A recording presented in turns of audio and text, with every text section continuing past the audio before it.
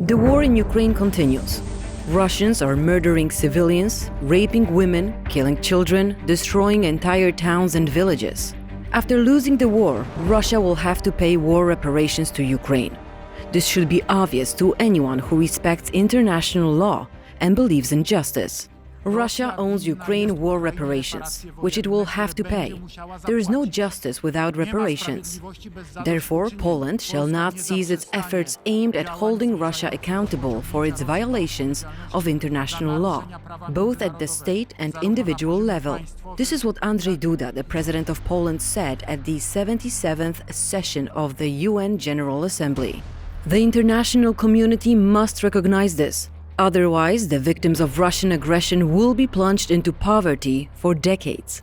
Europe has not witnessed such crimes since World War II, when Soviet Russia and Nazi Germany unleashed the greatest military conflict in history, setting Europe and the world on fire. The Germans in Poland, like the Russians in Ukraine today, murdered civilians, raped women, kidnapped children, and looted Polish property. The Germans laid to waste the entire Polish towns and villages. Today, perhaps not many Germans want to recognize the fact that during World War II, their ancestors murdered over 5 million Polish citizens, 21% of whom were children under the age of 10. The Germans almost completely razed the Polish capital Warsaw and many other cities and villages.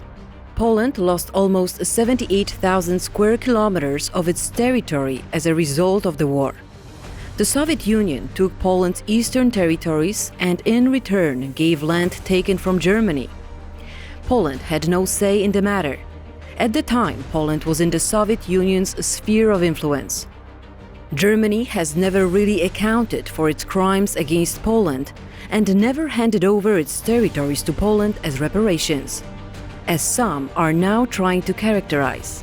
As a result of World War II, over a period of 7 years, 11,200,000 Polish citizens perished.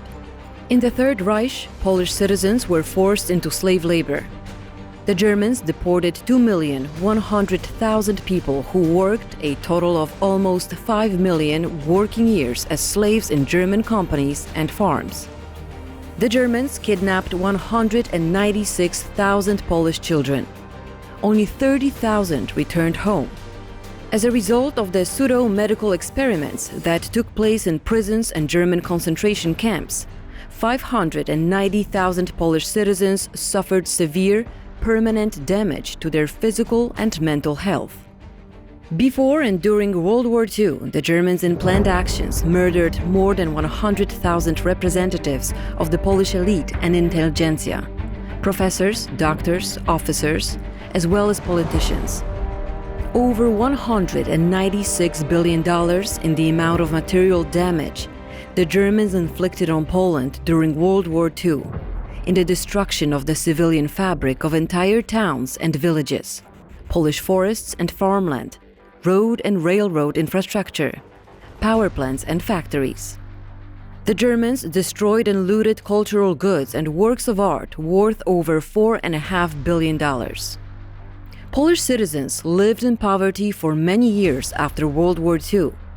Poland did not have a chance to pick itself up because the next occupiers, the Soviet Union, continued to rob Poland and its citizens. So far, Germany has not paid war reparations to Poland for all these atrocities and war losses. What's more, according to them, the case is closed. German Chancellor Olaf Scholz, in an interview with Frankfurter Allgemeine Zeitung, when asked about war reparations to Poland, replied briefly, "Like all previous federal governments, I can point out that this issue is conclusively settled under international law." German President Frank-Walter Steinmeier also said the German federal government has unequivocally replied that the issue of reparations is by no means open at the moment.